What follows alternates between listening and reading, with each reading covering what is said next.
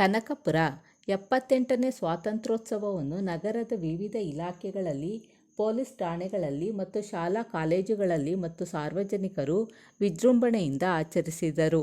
ನಗರದ ಪೊಲೀಸ್ ಠಾಣೆಯಲ್ಲಿ ಸಬ್ಇನ್ಸ್ಪೆಕ್ಟರ್ ಮಿಥುನ್ ಶಿಲ್ಪಿಯವರು ಧ್ವಜಾರೋಹಣ ಮಾಡಿ ಸ್ವಾತಂತ್ರ್ಯೋತ್ಸವವನ್ನು ಆಚರಿಸಿದರು ಮತ್ತು ರಾಷ್ಟ್ರೀಯ ಹಬ್ಬಗಳ ಆಚರಣಾ ಸಮಿತಿ ಅಧ್ಯಕ್ಷರಾದ ತಹಶೀಲ್ದಾರ್ ಸ್ಮಿತಾರಾಮ್ರವರು ತಾಲೂಕು ಕಚೇರಿಯಲ್ಲಿ ಧ್ವಜವಂದನೆ ಸಲ್ಲಿಸಿ ಸಿಹಿ ಹಂಚುವುದರ ಮೂಲಕ ಸ್ವಾತಂತ್ರ್ಯೋತ್ಸವ ಆಚರಿಸಿದರು. ನಗರಸಭೆಯಲ್ಲಿ ಆಯುಕ್ತರು ಮತ್ತು ನಗರಸಭೆ ಸದಸ್ಯರುಗಳು ಮತ್ತು ಸಿಬ್ಬಂದಿಗಳು ಸೇರಿ ಸ್ವಾತಂತ್ರ್ಯೋತ್ಸವವನ್ನು ಆಚರಿಸಿದರು. ನಂತರ ನಗರದ ಪುರಸಭಾ ಮೈದಾನದಲ್ಲಿ ರಾಷ್ಟ್ರೀಯ ಹಬ್ಬಗಳ ಆಚರಣಾ ಸಮಿತಿ ಮತ್ತು ತಾಲೂಕು ಆಡಳಿತ ವತಿಯಿಂದ ಸ್ವಾತಂತ್ರ್ಯೋತ್ಸವವನ್ನು ವಿಜೃಂಭಣೆಯಿಂದ ಆಚರಿಸಲಾಯಿತು. ಕಾರ್ಯಕ್ರಮದಲ್ಲಿ ತಹಶೀಲ್ದಾರ್ ಸ್ಮಿತಾರಾಮ್, ನೂತನ ಸಂಸದರಾದ ಡಾಕ್ಟರ್ ಮಂಜುನಾಥ್, ಎಂಎಲ್ಸಿ ರವಿ ಅವರು ಭಾಗವಹಿಸಿ ಧ್ವಜಾರೋಹಣ ಮಾಡಿ ಧ್ವಜವಂದನೆ ಸಲ್ಲಿಸಿದರು. ನಗರದ ಎಲ್ಲ ಶಾಲೆಯ ವಿದ್ಯಾರ್ಥಿಗಳು, ಎನ್ಸಿಸಿ ಮತ್ತು ಎನ್ಎಸ್ಎಸ್ ತಂಡ ಪಥಸಂಚಲನ ನಡೆಸಿ ಗೌರವ ವಂದನೆ ಸಲ್ಲಿಸಿದರು. ವೇದಿಕೆಯಲ್ಲಿ ವಿಜಯದೇವ್, ಕೃಷ್ಣಮೂರ್ತಿ, ದಿಲೀಪ್, ಸ್ಟುಡಿಯೋ ಚಂದ್ರು, ಸುಕನ್ಯಾ ರಂಗಸ್ವಾಮಿ, ನಾಗರಾಜು ಮುಂತಾದವರು ಉಪಸ್ಥಿತರಿದ್ದರು.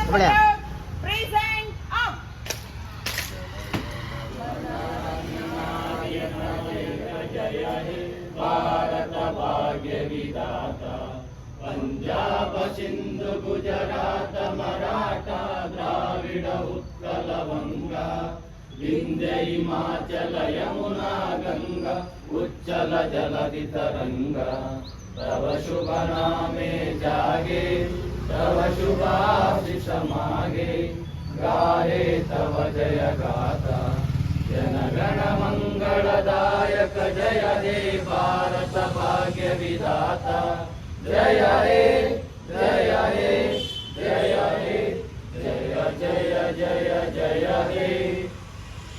Good. Slope arm.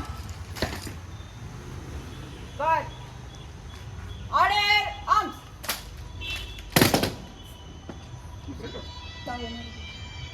Arm. Good. Break up.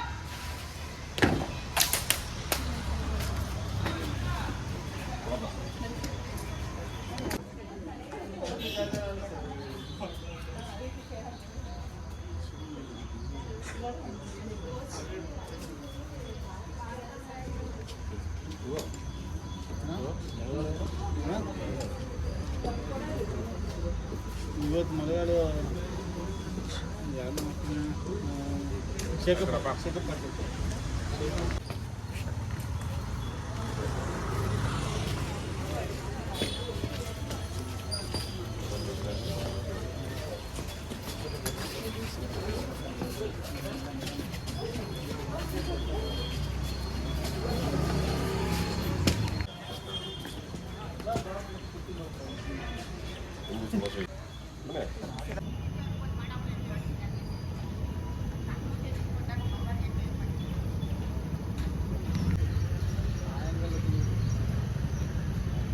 ಸ್ವಲ್ಪ ಈ ಕಡೆ ನೋಡಿ, ಈ ಕಡೆ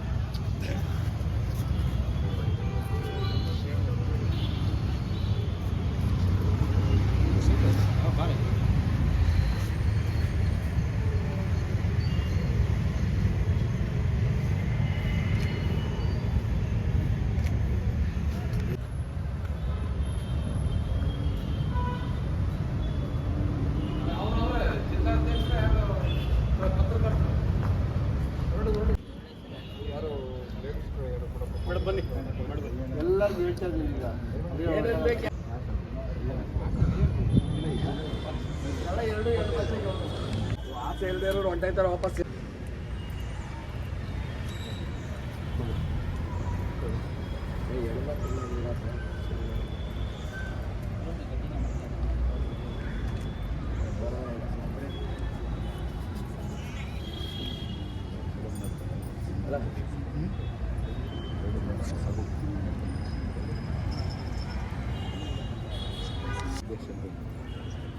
ಎಲ್ಲರಿಗೂ ಒಳ್ಳೇದಾಗಲಿ.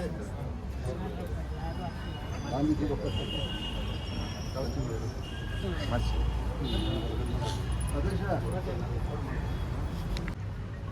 ಯಾರಿದ್ದಾರೆ ಬನ್ನಿ ಅಧ್ಯಕ್ಷ. ಆಯ್ತು ಮಾಡಿ ಬನ್ನಿ ನಡ್ರಿ. ಬನ್ನಿ ಮೇಡಮ್ ಸರ್ ಇಟ್ಕೊಳ್ಳಿ.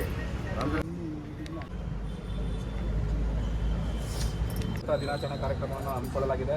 ಈ ಒಂದು ಕಾರ್ಯಕ್ರಮಕ್ಕೆ ಅಧ್ಯಕ್ಷತೆಯನ್ನು ವಹಿಸಿ ಹಾಜರಿರುವಂತಹ ಪೌರಾಯುಕ್ತರಿಗೆ ಎಲ್ಲರೂ ಪರವಾಗಿ ಸ್ವಾಗತವನ್ನು ಕೋರ್ತಾ ಇದ್ದೇನೆ. ಅದೇ ರೀತಿ ಎಲ್ಲ ಗೌರವಾನ್ವಿತ ನಗರಸಭಾ ಸದಸ್ಯರುಗಳಿಗೂ ಕೂಡ ಸ್ವಾಗತವನ್ನು ಕೋರ್ತಾ ಇದ್ದೇನೆ. ಅದೇ ರೀತಿ ಅಧಿಕಾರಿ ಸಿಬ್ಬಂದಿ ವರ್ಗದವರು ಕೂಡ ಸ್ವಾಗತವನ್ನು ಕೋರ್ತಾ ಇದ್ದೇನೆ. ಅದೇ ರೀತಿ ಪತ್ರಿಕಾ ಮಾಧ್ಯಮ ಮಿತ್ರರು ಕೂಡ ಸ್ವಾಗತವನ್ನು ಕೋರ್ತಾ ಈ ಧ್ವಜಾರೋಹಣ ಕಾರ್ಯಕ್ರಮ ನಡೆಸಿಕೊಡಬೇಕಂತ ಮಾನ್ಯ ಆಯುಕ್ತರಲ್ಲಿ ಮನವಿ ಮಾಡ್ತಿದ್ದೀನಿ.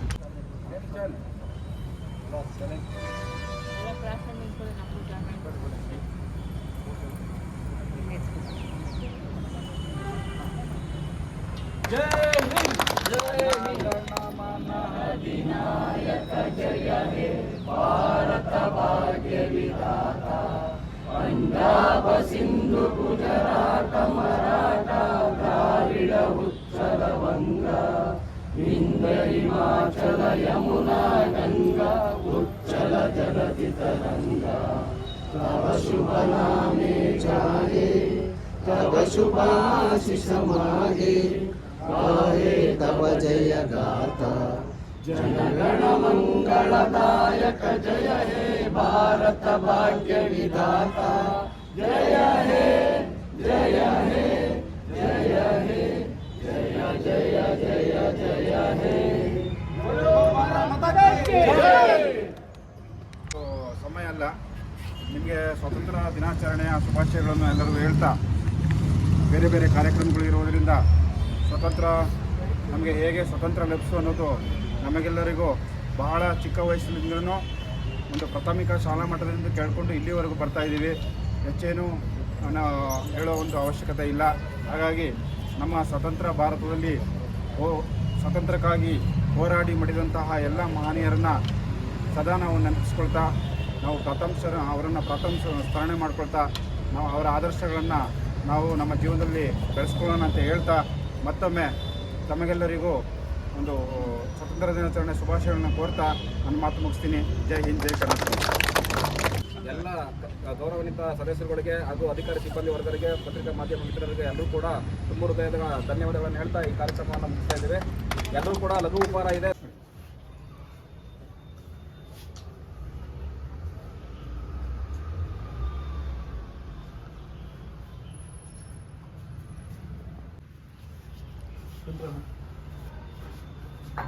ಇವೆಲ್ಲರೂ ವಸತಿಗೆ ಹಿಡ್ಕೊಂಡು ಇದು ಮಾಡ್ಬಿಡ್ರಿ.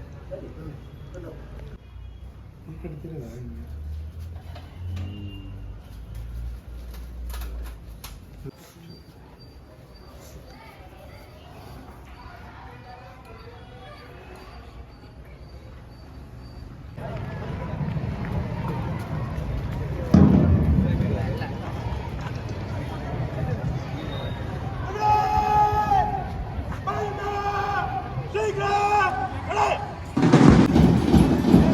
ಸಹನೆಯ ಫಲವಿದು, ಅಭಿಮಾನದ ತಿರಂಗವು ಹಾರಲಿ ಮುಗಿಲೆತ್ತರ ಎನ್ನುತ್ತಾ ಈಗ ಒಂದು 78ನೇ ಸ್ವಾತಂತ್ರ್ಯ ದಿನಾಚರಣೆಯ ಪಥಸಂಚಲನದಲ್ಲಿ ಮೊದಲಿಗೆ ಆರಕ್ಷಕ ಪಥಸಂಚಲನದ ಗೌರವವನ್ನು ಸಲ್ಲಿಸ್ತಾ ಇದ್ದಾರೆ.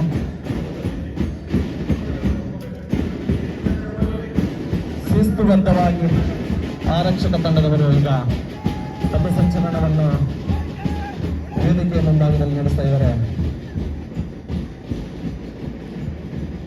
ಗೌರವದ ದೇಶದ ಉದ್ದಗಲಕ್ಕೂ ಜಾತಿ ಧರ್ಮ ಸಂಸ್ಕೃತಿಯನ್ನು ಲೆಕ್ಕಿಸಿದ ಒಂದಾಗಿ 78ನೇ ಸ್ವಾತಂತ್ರ್ಯ ದಿನಾಚರಣೆಯನ್ನು ಆಚರಿಸ್ತಿದ್ದೀವಿ. ಈ ಸಂದರ್ಭದಲ್ಲಿ ನೀನು ಹೆಸರಿರುವ ತನಕ ಭಾರತೀಯನೆಂದು, ಹೋಗುತ್ತಿರು ನೀನು ಕೊನೆ ಹೆಸರಿರುವ ತನಕ ಒಂದೇ ಮಾತರಂ ಎಂದು ಹೇಳುತ್ತಾ ನಂತರದ ಸ್ಥಾನದಲ್ಲಿ NCS ರೂರಲ್ ಕಾಲೇಜು ವಿದ್ಯಾರ್ಥಿಗಳು ಈಗ ಕವಾಯತಿನಲ್ಲಿ ಗೌರವ ವಂದನೆಯನ್ನು ನೀಡಲು ಬರುತ್ತಿದ್ದಾರೆ. ವೇದಿಕೆ ಮುಂಭಾಗದಲ್ಲಿ NCC ರೂರಲ್ ಕಾಲೇಜು ವಿದ್ಯಾರ್ಥಿಗಳ ಒಂದು ತಂಡ ನಾಯಕತ್ವದಲ್ಲಿ ಮುಂದೆ ಮುನ್ನುಗ್ತಾ ಇದ್ದಾರೆ. ದೇಶದ ಸ್ವಾತಂತ್ರ್ಯಕ್ಕಾಗಿ ಬಲಿದಾನವನ್ನು ಮಾಡಿದ ಎಷ್ಟೋ ಸ್ವಾತಂತ್ರ್ಯ ಹೋರಾಟಗಾರರಿಗೆ ಇಂದಿನ ಸಂದರ್ಭದಲ್ಲಿ ಗೌರವವನ್ನು ಸಲ್ಲಿಸ್ತಾ ಅವರಿಗೋಸ್ಕರ ನಮ್ಮ ಒಂದು ಗೌರವವನ್ನು ಸೂಚಿಸ್ತಾ ಈಗ NCC ವಿದ್ಯಾರ್ಥಿಗಳು ರೂರಲ್ ಕಾಲೇಜು ಕನಕಪುರ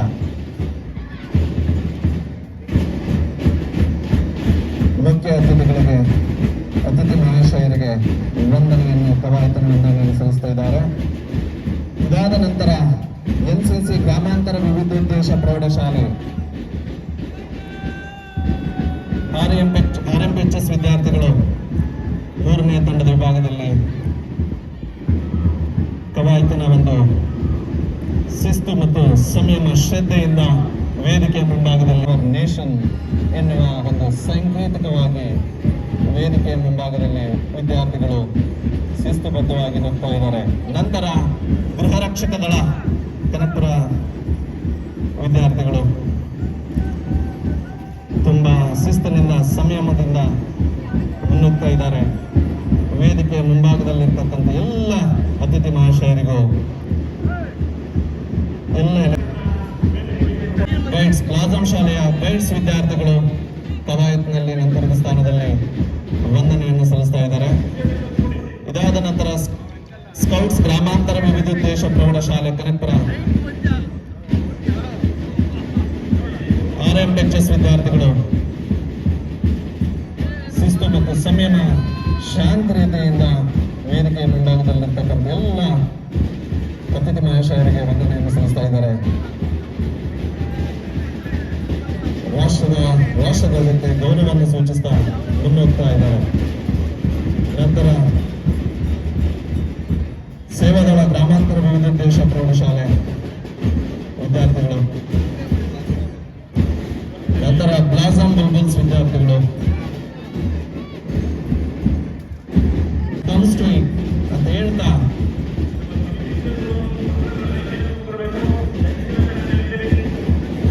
ನೀಲಕಂಠೇಶ್ವರ ಶಾಲೆ ವಿದ್ಯಾರ್ಥಿಗಳು ಈಗ ಧ್ವಜವಂದನೆಯನ್ನು ನೀಡ್ತಾ ಇದ್ದಾರೆ.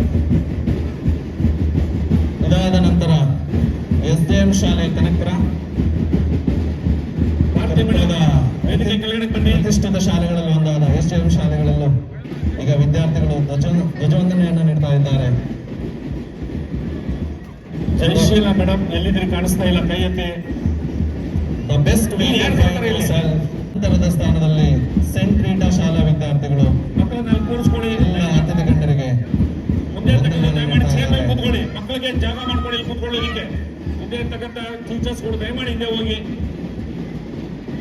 ಸಿಂಥೆಟಿಕ್ ಟ್ರ್ಯಾಕ್ ಮೇಲೆ ದಯಮಾಡಿ ಮಕ್ಕಳುಗಳು ಕೂತ್ಕೊಳ್ಬೇಕು. ನಂತರ ಸೆಂಟ್ ಥಾಮಸ್ ಪ್ರೌಢಶಾಲೆ ವಿದ್ಯಾರ್ಥಿಗಳು ವೇದಿಕೆ ಮುಂಭಾಗದಲ್ಲಿ ಶಾಂತ ರೀತಿಯಿಂದ ಏಕತೆ ಮತ್ತು ಪ್ರತಿಷ್ಠೆಯ ಸಂಕೇತವಾಗಿ ಗೌರವವನ್ನು ಸೂಚಿಸ್ತಾ ಮುಖ್ಯ ಅತಿಥಿಗಳಿಗೆ ಗೌರವವನ್ನು ಸೂಚಿಸ್ತಾ ಮುನ್ನುಗ್ತಾ ಇದ್ದಾರೆ. ಇದಾದ ನಂತರ ಗ್ರಾಮಾಂತರ ಬಾಲಕಿಯರ ಪ್ರೌಢಶಾಲೆ RGHS ವಿದ್ಯಾರ್ಥಿನಿಯರು ಪಥಸಂಚಲನದಲ್ಲಿ ಅವ್ರನ್ನ ಚೇರ್ ಮೇಲೆ ಕೂರಿಸಿ ವಿದ್ಯಾರ್ಥಿಗಳನ್ನ. RMHS scouts teacher. ಇದಾದ ನಂತರ ವಿದ್ಯಾರ್ಥಿಗಳು ಅತ್ಯಂತ ಹಳೆಯದಾಗಿರ್ತಕ್ಕಂಥ ಒಂದು ಪ್ರೌಢಶಾಲೆ ಎಕ್ಸ್ಪೆನ್ಸಿಬಲ್ ಸರ್ಕಾರಿ ಪ್ರೌಢಶಾಲೆ ವಿದ್ಯಾರ್ಥಿಗಳು. ಇದಾದ ನಂತರ RGHS ಎಲ್ಲರೂ ಚೇರ್ ಮೇಲೆ. ದಯಾನಂದ ವಸತಿ ಶಾಲೆ ವಿದ್ಯಾರ್ಥಿಗಳು. ಜೊತೆ ಮೇಡಮ್ ಅವ್ರನ್ನ ಮುಂದೆ ಸಿಂಥೆಟಿಕ್ ರಾಷ್ಟ್ರಕ್ಕಾಗಿ ಮುಂದೆ ಕ್ಯಾಪ್ ಇದೆ ತ್ಯಾಗ ಬಲಿದಾನ ಮಾಡಿದ ಮಹಿಳೆಯರಿಗೆ ಗೌರವವನ್ನು ಸೂಚಿಸ್ತಾ ಅದೇ ರೀತಿಯಾಗಿ ವೇದಿಕೆ ಮುಂಭಾಗದಲ್ಲಿ ಹಾಜರಿರುವ ಎಲ್ಲ ಅತಿಥಿ ಮಹಾಶಯರಿಗೂ ಗಣ್ಯರಿಗೂ ಗೌರವವನ್ನು ಸೂಚಿಸ್ತಾ ರಾಷ್ಟ್ರಧ್ವಜಕ್ಕೆ ನಮನವನ್ನು ಸಲ್ಲಿಸ್ತಾ ಮುನ್ನುಗ್ತಾ ಇದ್ದಾರೆ. ಸೆಂಟ್ ಮೈಕಲ್ ಪ್ರೌಢಶಾಲೆ ಕನಕಪುರ. ಇದಾದ ನಂತರ ವಿದ್ಯಾರ್ಥಿಗಳು ವೇದಿಕೆ ಒಳಗಡೆ ಚೇರ್ ಮೇಲೆ ಕೂರಿಸಬೇಕು. ಮಾನಸ ಪ್ರೌಢಶಾಲೆ ವಿದ್ಯಾರ್ಥಿಗಳು ನಾವೆಲ್ಲರೂ ಒಂದೇ, ನಾವು ಭಾರತೀಯರು ಎನ್ನುವ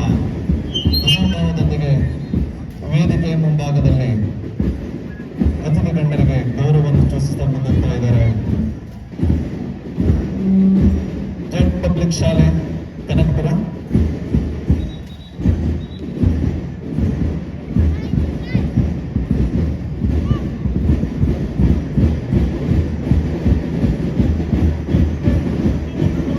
ಇದಾದ ನಂತರ ಲಿಟಲ್ ಆರ್ಟ್ಸ್ ಶಾಲೆ celebrating freedom and embracing unity in the form of March Past. ತ್ರಿವರ್ಣ ಧ್ವಜ ಆರುತ್ತಿರಲಿ ಏರುತ್ತಿರಲಿ ನಮ್ಮ ಬಾವುಟ. ನಂತರದ ಸ್ಥಾನದಲ್ಲಿ ಲಯನ್ಸ್ ಶಾಲೆ ಕನಕಪುರ ತಂಡದವರು ವೇದಿಕೆಯ ಮುಂಭಾಗದಲ್ಲಿ ಪಥಸಂಚಲನವನ್ನು ಮಾಡ್ತಾ ಮುನ್ನುಗ್ತಾ ಇದ್ದಾರೆ.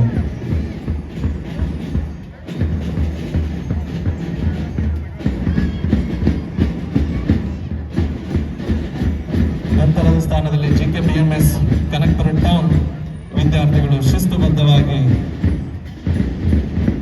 ಗೌರವವನ್ನು ಸೂಚಿಸ್ತಾ ಮುನ್ನುಗ್ತಾ ಇದ್ದಾರೆ. ನಮ್ಮೆಲ್ಲರಿಗೂ ಈ ದಿನ ಸ್ವಾತಂತ್ರ್ಯದ ಸಮಾನತೆಯ ಸಂಕೇತದಲ್ಲಿ ಸ್ವಾತಂತ್ರ್ಯ ದಿನಾಚರಣೆಯನ್ನು ಆಚರಿಸ್ತಾ ಇದ್ದೀವಿ. ನಂತರದ ಸ್ಥಾನದಲ್ಲಿ ಸನ್ಶೈನ್ ಶಾಲೆ ಕನಕಪುರ.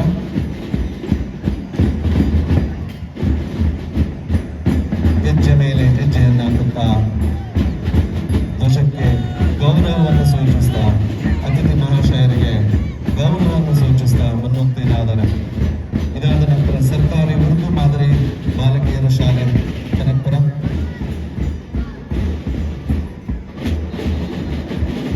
ಸರ್ಕಾರಿ ಬಾಲಕಿಯರ ಪ್ರೌಢಶಾಲೆ ಕನಕಪುರ.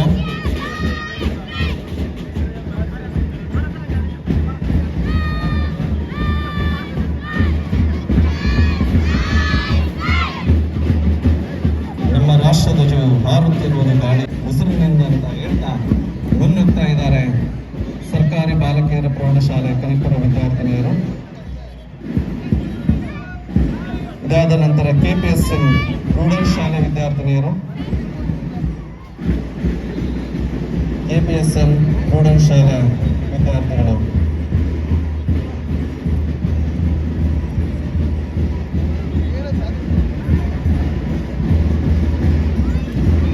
ಮುಖ್ಯ ಅತಿಥಿಯರಿಗೆ ಗೌರವವನ್ನು ಸೂಚಿಸ್ತಾ ಮುನ್ನುಗ್ತಾ ಇದ್ದಾರೆ. ಸರ್ಕಾರಿ ಬಾಲಕಿಯರ ಮಾದರಿ ಶಾಲೆ ಕನಕಪುರ. ಸರ್ಕಾರಿ ಬಾಲಕಿಯರ GGMS ಶಾಲೆಯ ವಿದ್ಯಾರ್ಥಿಗಳು ಪಥಸಂಚಲನವನ್ನು ಮಾಡ್ತಾ ಮುನ್ನುಗ್ತಾ ಇದ್ದಾರೆ. ಇದಾದ ನಂತರ ಸರ್ಕಾರಿ ನೂತನ ಹಿರಿಯ ಪ್ರಾಥಮಿಕ ಶಾಲೆ ಕನಕಪುರ ಬಾಣತ್ ಮಾರಮ್ಮ ಶಾಲಾ ವಿದ್ಯಾರ್ಥಿಗಳು ಶಿಸ್ತುಬದ್ಧವಾಗಿ ಗೌರವವನ್ನು ಸೂಚಿಸ್ತಾ ಅಂತಿಮವಾಗಿ ಬ್ಯಾಂಡ್ ಸೆಟ್ ತಂಡಗಳು ಅಚ್ಚುಕಟ್ಟಿನ ವೇದಿಕೆ ಮುಂಭಾಗದಲ್ಲಿ ನೀಲಕಂಠೇಶ್ವರ ಶಾಲೆ ವಿದ್ಯಾರ್ಥಿಗಳು, ಲಯನ್ಸ್ ಶಾಲೆ ವಿದ್ಯಾರ್ಥಿಗಳು, ಮಂಗಳ ಶಿಕ್ಷಣ ಮಂದಿರ ವಿದ್ಯಾರ್ಥಿಗಳು, ಮೂರೂ ಶಾಲೆಯ ವಿದ್ಯಾರ್ಥಿ ತಂಡದವರು ಪ್ರತಿ ರಾಷ್ಟ್ರೀಯ ಹಬ್ಬಕ್ಕೂ ಅಚ್ಚುಕಟ್ಟಾಗಿ ಬ್ಯಾಂಡ್ ಸೆಟ್ ಅನ್ನು ಬಾರಿಸಿದ ದೇಶದ ಸ್ವಾತಂತ್ರ್ಯದ ರಾಷ್ಟ್ರೀಯ ಹಬ್ಬಗಳಿಗೆ ಮೆರುಗನ್ನು ನೀಡ್ತಾ ಇದ್ದಾರೆ. ಅವರಿಗೆ ಜೋರಾದ ಚಪ್ಪಾಳೆ ಮೂಲಕ ಅವರಿಗೆ ಸ್ವಾಗತವನ್ನು ಕೋರ್ತಾ ದೇಶದವರು ಮತ್ತು ವೇದಿಕೆ ಮೇಲೆ ಮುಂಭಾಗದಲ್ಲಿರ್ತಕ್ಕಂಥ ಎಲ್ಲ ಅತಿಥಿ ಮಹಾಶಯರಿಗೆ ಗೌರವವನ್ನು ಸೂಚಿಸ್ತಾ ಮಾಡ್ತಾ ಇದ್ದಾರೆ.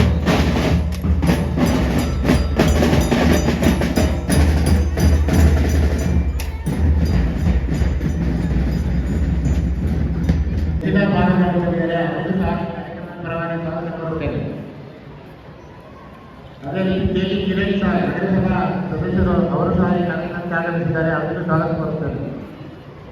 ಅದೇ ರೀತಿ ಶ್ರೀಮತಿ ನೇಮಾರ್ ಅವರು ನಗರಸಭಾ ಸದಸ್ಯರು, ಅವರಿಗೂ ಸಹ ಕಾರ್ಯಕ್ರಮದ ಪರವಾಗಿ ಸ್ವಾಗತ ಕೋರುತ್ತೇನೆ. ಅದೇ ರೀತಿ ವಿ ನಾಗರಾಜ್ ಅವರು ನಗರಸಭಾ ಶ್ರೀ ರಾಮದಾಸ್ ಅವರು ನಗರಸಭಾ ಸದಸ್ಯರು, ಅವರಿಗೂ ಸಹ ಸ್ವಾಗತ ಕೋರುತ್ತೇನೆ. ಶ್ರೀ ವಿನೀತ್ ಕುಮಾರ್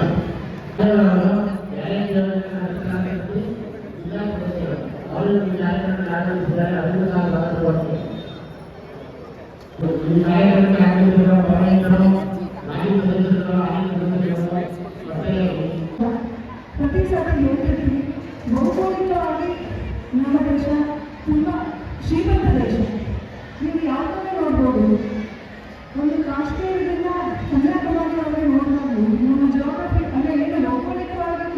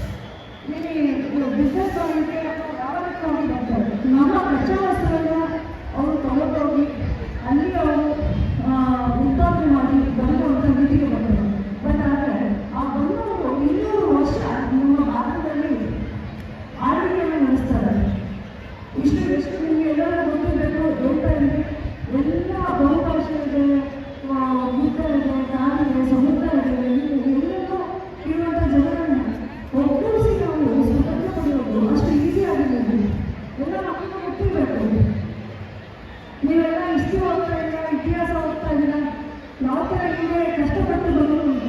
ಇವತ್ತು ನಮ್ಮೆಲ್ಲ ಸವಲತ್ತುಗಳು ನಮ್ಮ ಸಮಾಜದಲ್ಲಿ ಎಲ್ಲವೂ ಸಿಗ್ತಾ ಇದೆ, ಬಟ್ ಅವತ್ತು ಆ ಥರ ಇರಲಿಲ್ಲ. 1860ರಲ್ಲಿ ಸಿಪಾಯಿ ದಂಗೆ ಆಗುತ್ತೆ, ಎಲ್ಲರಿಗೂ ಗೊತ್ತಿರ್ಬೋದು. ಸಿಪಾಯಿ ದಂಗೆ ಆದಾಗ ಅದೇ ಮೊದಲ ಸ್ವಾತಂತ್ರ್ಯ ಹೋರಾಟಕ್ಕೆ ಬುನಾದಿ ಹಾಡುವಂಥದ್ದು, ನಮ್ಮ ಭಾರತದಲ್ಲಿ ಬುನಾದಿ ಹಾಡುವಂಥದ್ದು. ಎಲ್ಲ ಒಂದೇ ಭಾಷೆ ಇರಲಿಲ್ಲ, ಎಲ್ಲರೂ ಸಂಘಟನೆಯಿಂದ ಸಂಘಟನೆಯಾಗಲು ಒಂದು ಕಡೆ ಜೋಡಿಸಿ ಭಾರತದಲ್ಲಿ ಸ್ವತಂತ್ರ ಭಾರಿ ತ್ರಾಸವಾಗಿದೆ. ಎಲ್ಲರಿಗೂ ಗೊತ್ತಿರೋ ಹಾಗೆ ಎಲ್ಲೇ ಹೋದರೂ ರೂಪುಗಾಮಿಗಳು ಇವೆಲ್ಲ ಇದ್ದೇ ಇರ್ತವೆ. ಮಂದಗಾಮಿಗಳು ತೀವ್ರವಾದಿಗಳು ಅಂತ ಆ ಕಾಲದಲ್ಲೂ ಕೂಡ 1880ರಲ್ಲಿ ಸಾಕಷ್ಟು ಇದ್ದು ನಾವು ಕೇಳಿರ್ಬೋದು. ನಿಮಗೆ ಹೋರಾಟಗಾರರನ್ನು ನಾವು ನೆನೆಸ್ಕೊಳ್ತೀವಿ, ಲಾಲ್ ಪಾಲ್ ಅಂತ ಹೇಳ್ತೇವೆ ನಾವು ಹಿಸ್ಟ್ರಿಯಲ್ಲಿ. ಲಾಲಾ ಬಹದ್ದೂರ್ ಶಾಸ್ತ್ರಿ ಇರ್ಬೋದು,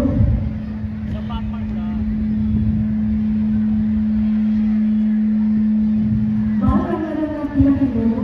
ಇವೆಲ್ಲ ಮಂದಗಾಮಿಗಳು. ಯಾವ ಥರ ಅಂದರೆ ಯಾವುದೇ ಒಂದು ಫಂಕ್ಷನ್ಗೆ ಯಾರೇ ಒಂದು ಬ್ರಿಟಿಷರಿಗೆ ಹೋದಾಗ ಆ ಫಂಕ್ಷನಲ್ಲಿ ಮೀಟಿಂಗ್ ಅಟೆಂಡ್ ಮಾಡಿದ್ರೆ ಅವರು ಒಂದು ಯಾವುದೇ ಒಂದು ಒತ್ತಡಕ್ಕೆ ದರ್ಶನಕ್ಕೆ ಒಳಗಾದರೆ ನಾವು ಹೋರಾಟವನ್ನು ನಡೆಸ್ತಾ ಇದ್ವಿ.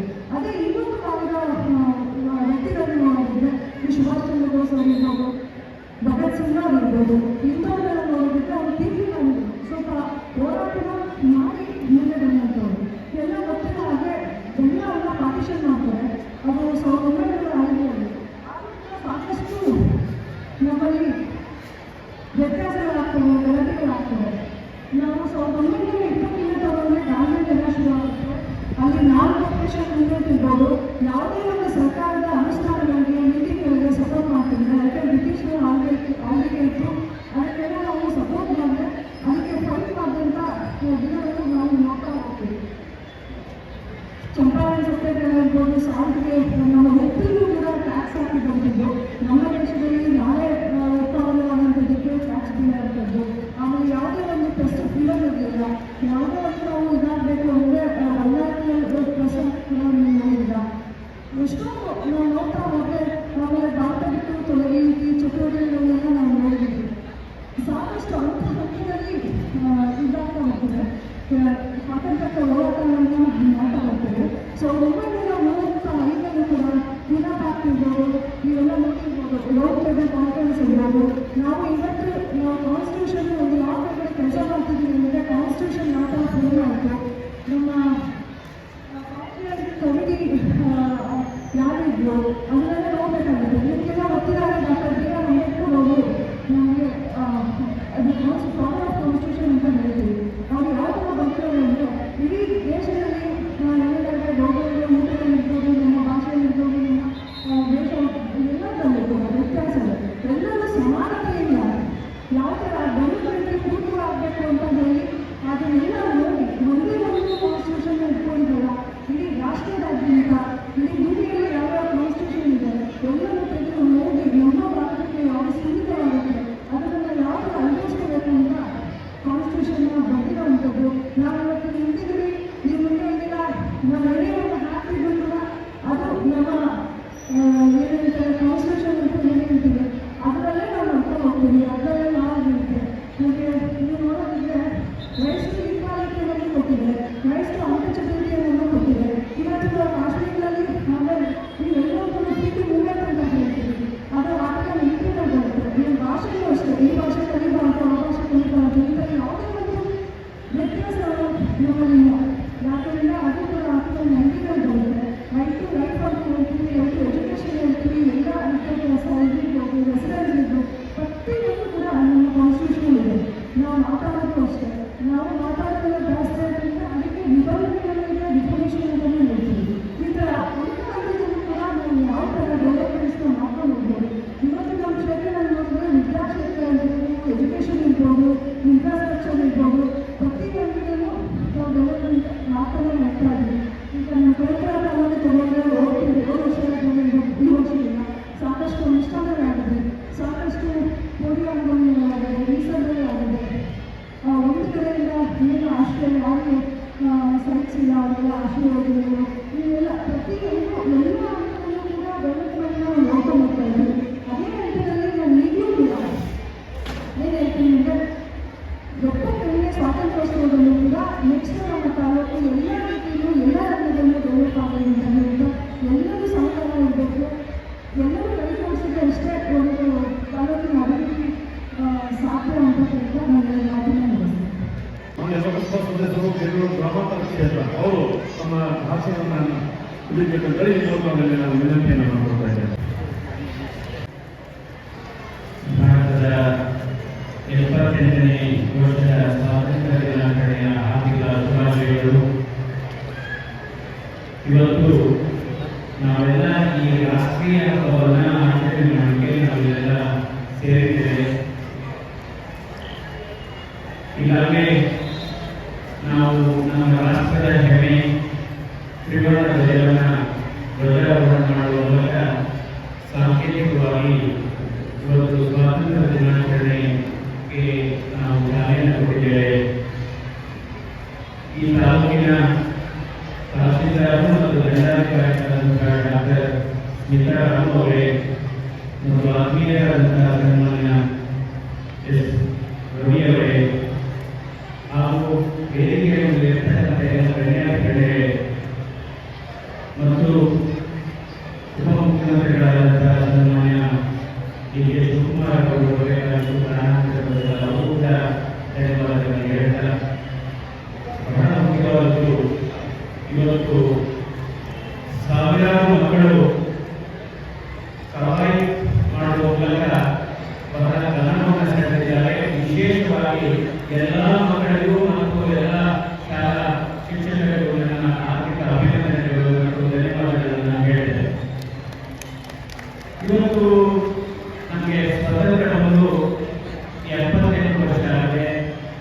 ಈ ಸಂದರ್ಭದಲ್ಲಿ ನಾವೇ ಆತ್ಮಾವಲೋಕನ ಮಾಡುವಂಥ ಸಂದರ್ಭದಲ್ಲಿ ಎಲ್ಲ ಕ್ಷೇತ್ರಗಳಲ್ಲಿ ಯಾವ ರೀತಿ ನಾವು ಪ್ರಗತಿಯನ್ನು ಸಾಧಿಸಿದ್ದೇವೆ ಅನ್ನುವ ಚಿತ್ರಣವನ್ನು ನಾವು ನೋಡಬಹುದು. ಇವತ್ತು ನಾವು ಧ್ವಜವನ್ನು 3 ತ್ರಿವರ್ಣ ಧ್ವಜವನ್ನು ನಾವು ಧ್ವಜಾರೋಹಣ ಮಾಡಿದ್ದೇವೆ. ಅದರ ಸಂಕೇತ ಏನು? ಇವತ್ತು ಕೇಸರಿ, ಬಿಳಿ ಮತ್ತು ಹಸಿರು 3 ಬಣ್ಣ ಯಾವ ರೀತಿಯ ಸಂದೇಶವನ್ನು ನಮ್ಮ ದೇಶಕ್ಕೆ ಕೊಡುತ್ತೆ ಅನ್ನೋದನ್ನ ಹೇಳೋದಾದ್ರೆ, ಕೇಸರಿ ಬಣ್ಣ ಅಂದರೆ ಧೈರ್ಯ, ಸ್ಥೈರ್ಯ ಮತ್ತು ಬದ್ಧತೆಯನ್ನು ಅದು ಬಿಂಬಿಸುತ್ತೆ. ಅದೇ ಬಿಳಿ ಬಣ್ಣ ಒಂದು ಶ್ರದ್ಧೆ ಮತ್ತು ಗೌರವವನ್ನು ಸೂಚಿಸುತ್ತೆ. ಹಾಗೆಯೇ ಹಸಿರು ಅಂದರೆ ಅದು ಬುದ್ಧಿವಂತಿಕೆ ಮತ್ತು ಅವಲಂಬನೆ ಹಾಗೂ ಬೆಳವಣಿಗೆ ಮತ್ತು ಅಭಿವೃದ್ಧಿಯ ಬಿಂಬಿಸುತ್ತೆ. ಇದರಿಂದ ಈ ಧ್ವಜದಲ್ಲೂ ಕೂಡ ನಮ್ಮ ದೇಶ ಯಾವ ರೀತಿ ಇರಬೇಕು ಅನ್ನುವ ಸಂದೇಶವನ್ನು ನಾವು ನೋಡ್ತಾ ಇದ್ದೇವೆ. ನಮಗೆ ಸ್ವಾತಂತ್ರ್ಯ ಬಂದಂಥ ಸಂದರ್ಭದಲ್ಲಿ ಈಗಾಗಲೇ ಡಾಕ್ಟರ್ ಸ್ಮಿತಾ ಅವರು ಬಹಳ ಸಂಕ್ಷಿಪ್ತವಾಗಿ ಹೇಳಿದ್ದಾರೆ. ಅಂದರೆ ಯಾವ ರೀತಿ ನಾವು ಈ ಸ್ವಾತಂತ್ರ್ಯವನ್ನು ನಡೆಸಿದ್ದೇವೆ. ಯಾಕೆಂದರೆ ಸುಮಾರು 200 ವರ್ಷ ನಾವು ಬ್ರಿಟಿಷರ ಅಂಕುಶದಲ್ಲಿ ಇದ್ವಿ. ಅದರಿಂದ ಹೊರಬರಬೇಕಾದ್ರೆ ಲಕ್ಷಾಂತರ ಜನ ಈ ನಾಡಿನ ಸ್ವಾತಂತ್ರ್ಯಕ್ಕೋಸ್ಕರ ಬಲಿದಾನ ಮತ್ತು ತ್ಯಾಗವನ್ನು ಮಾಡಿದ್ದಾರೆ. ಮಹಾತ್ಮ ಗಾಂಧೀಜಿಯವರ ಅಹಿಂಸಾ ಹೋರಾಟ ಮತ್ತು ಬ್ರಿಟಿಷರ ವಿರುದ್ಧ ಅಸಹಕಾರ ಚಳವಳಿಯ ಹೋರಾಟ, ಮಹಾತ್ಮ ಗಾಂಧೀಜಿಯವರು, ಸರ್ದಾರ್ ವಲ್ಲಭಭಾಯಿ ಪಟೇಲ್ ಅವರು, ಜವಾಹರ್ಲಾಲ್ ನೆಹರು ಅವರು, ಹಾಗೆಯೇ ಲಾಲಾ ಲಜಪತ್ ರಾಯ್ ಆಗ್ಬೋದು, ಭಗತ್ ಸಿಂಗ್ ಆಗ್ಬೋದು, ಸುಭಾಷ್ ಚಂದ್ರ ಬೋಸ್ ಆಗ್ಬೋದು, ಹೀಗೆ ಸಾವಿರಾರು ಲಕ್ಷಾಂತರ ಸ್ವಾತಂತ್ರ್ಯ ಹೋರಾಟಗಾರರನ್ನ ನಾವು ಇವತ್ತು ನೆನೆಯುವಂಥದ್ದು, ಅವರನ್ನು ಗೌರವಿಸುವಂಥದ್ದು ನಮ್ಮೆಲ್ಲರ ಜವಾಬ್ದಾರಿ ಆಗಿದೆ ಅಂತ ನಾನು ಹೇಳಬೇಕಾಗಿದೆ. ಯಾಕೆಂದರೆ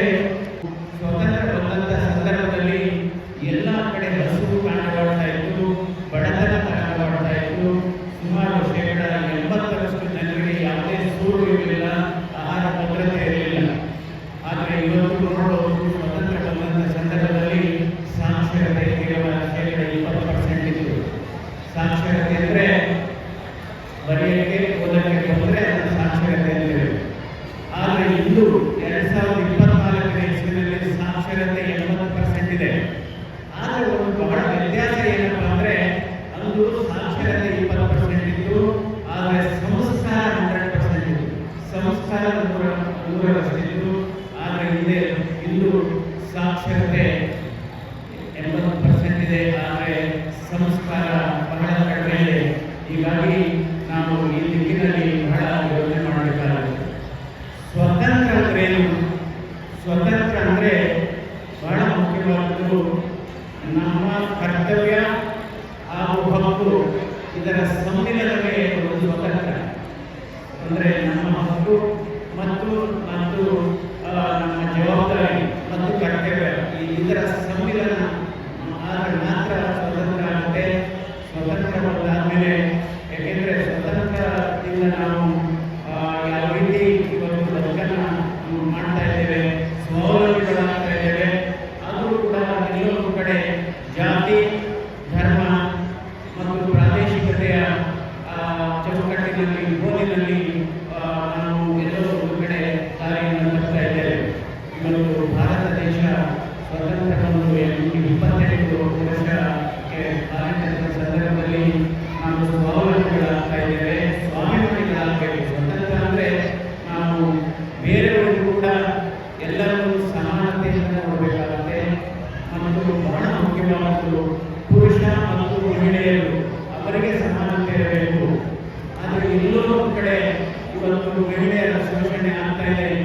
ಕಳೆದ ಒಂದು ವಾರದ ಹಿಂದೆ 32 ವರ್ಷದ ಯುವ ಮಹಿಳೆಯರನ್ನ ಇವತ್ತು ಯಾವ ರೀತಿ ಕೊಲೆ ಮಾಡಿದ್ದಾರೆ, ಯಾವ ರೀತಿ ಅವರನ್ನ ರೇಪ್ ಅಂತ ಏನು ಹೇಳ್ತೀವಿ ಅದನ್ನು ಮಾಡಿ ಇವತ್ತು ಮಹಿಳೆಯರಿಗೆ ಭದ್ರತೆ ಬೇಕಾಗಿದೆ. ಗಾಂಧೀಜಿಯವರ ಕನಸು ಆಗಿತ್ತು. ಗಾಂಧೀಜಿಯವರು ಮಾತು ಹೇಳಿದರು, ಸ್ವತಂತ್ರ ಭಾರತದಲ್ಲಿ ಸ್ವತಂತ್ರ ಯಾವಾಗ ಬರುತ್ತೆ ಅಂತ ಹೇಳಬೇಕು ಅಂದರೆ ಒಬ್ಬ ಮಹಿಳೆ ಸ್ವತಂತ್ರವಾಗಿ ನಿರ್ಭೀತಿಯಿಂದ ಯಾವ ತೊಂದರೆಯನ್ನು ಕೂಡ ಅನುಭವಿಸದೆ ಮಧ್ಯರಾತ್ರಿಯಲ್ಲಿ ಓಡಾಡಿದಂಥ ಮಹಿಳೆಗೆ ಯಾವುದೇ ತೊಂದರೆ ಆಗದೆ ಇದ್ದರೆ ಆಗ ಭಾರತಕ್ಕೆ ಸ್ವತಂತ್ರ ಅಂತ ಒಂದು ಮಾತನ್ನು ಹೇಳಿದ್ರು ನಮ್ಮ ಗಾಂಧೀಜಿಯವರು.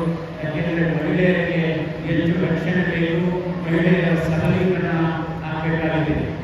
ಈಗಾಗಲೇ ಒಂದು ಮಹತ್ವವಾದ ನಿರ್ಧಾರವನ್ನು ಕೂಡ ಇವತ್ತು ಕೇಂದ್ರ ಸರ್ಕಾರ ತೀರ್ಮಾನ ತೆಗೆದುಕೊಂಡಿದೆ. ಬಹುಶಃ 2029ನೇ ಚುನಾವಣೆಯಲ್ಲಿ, ವಿಧಾನಸಭೆ ಮತ್ತು ಲೋಕಸಭಾ ಚುನಾವಣೆಯಲ್ಲಿ 33% ಇವತ್ತು ಮೀಸಲಾತಿ ಮಹಿಳೆಯರಿಗೆ ಸಿಗಲಿದೆ. ಇದು ಒಂದು ನಿಜವಾದಂತಹ ಮಹಿಳೆಯರಿಗೆ ಕೊಡ್ತಕ್ಕಂತಹ ನಾವು ಗೌರವ ಅಂತ ನಾನು ಹೇಳಬೇಕಾಗಿದೆ. ಅದೇ ರೀತಿ ಇವತ್ತು ಭಾರತ ಆರ್ಥಿಕವಾಗಿ ಇಡೀ ಪ್ರಪಂಚದಲ್ಲಿ 10ನೇ ಜಾಗದಲ್ಲಿದ್ದಂತಹ ಭಾರತ ಇವತ್ತು 5ನೇ ಜಾಗಕ್ಕೆ ಬಂದಿದೆ. ಬಹುಶಃ 2027ನೇ ಇಸ್ವಿಗೆ ಭಾರತ ಇಡೀ ವಿಶ್ವದಲ್ಲಿ ಬಲಿಷ್ಠ 3ನೇ ಸ್ಥಾನಕ್ಕೆ ಆರ್ಥಿಕ ಸ್ಥಿತಿಯಲ್ಲಿ ಮುನ್ನಡೆದಿದೆ. ಇದು ಬಹಳ ಒಂದು ಸಂತೋಷದ ವಿಚಾರ. ಇವಾಗ ನಾವು 5ನೇ ಸ್ಥಾನದಲ್ಲಿದ್ದೇವೆ. ನಾವು 3ನೇ ಸ್ಥಾನಕ್ಕೆ ಬರ್ತೇವೆ. ಅಂದರೆ ಜಪಾನು ಮತ್ತು ಜರ್ಮನಿಯನ್ನು ದಾಟಿ ನಾವು ಮುಂದೆ ಹೋಗ್ತಾ ಇದ್ದೇವೆ. ಇವತ್ತು ಭಾರತದಲ್ಲಿ ಹಲವಾರು ಕ್ರಾಂತಿಗಳು ಕೂಡ ಆಗಿದೆ. ಕೈಗಾರಿಕಾ ಕ್ರಾಂತಿ ಆಯಿತು, ಹಸಿರು ಕ್ರಾಂತಿ ಆಯಿತು ಮತ್ತು ಹಾಲಿನ ಕ್ರಾಂತಿ ಆಯಿತು. ಆದರೆ ಇನ್ನೂ ಒಂದು ಕ್ರಾಂತಿ ಆಗಬೇಕಾಗಿದೆ. ಇದು ಆರೋಗ್ಯದ ಕ್ರಾಂತಿ ಆಗಬೇಕಾಗಿದೆ ಮತ್ತು ಶೈಕ್ಷಣಿಕ ಕ್ರಾಂತಿ ಆಗಿದೆ. ಇವತ್ತು ಎಲ್ಲೋ ಒಂದು ಕಡೆ ಆರೋಗ್ಯ ಮತ್ತು ಶಿಕ್ಷಣ ಈ ಎರಡು ನಮ್ಮ ಅಭಿವೃದ್ಧಿಯ ಕಣ್ಣುಗಳಿದ್ದಾಗೆ. ಯಾಕೆಂದರೆ ಇವತ್ತು ಶಿಕ್ಷಣ ಆಗ್ಬೋದು, ಆರೋಗ್ಯ ಕ್ಷೇತ್ರ ಆಗ್ಬೋದು, ಎಲ್ಲೋ ಒಂದು ಕಡೆ ವ್ಯಾಪಾರೀಕರಣದ ಹಾದಿಯಲ್ಲಿ ಸಾಗ್ತಾ ಇದೆ.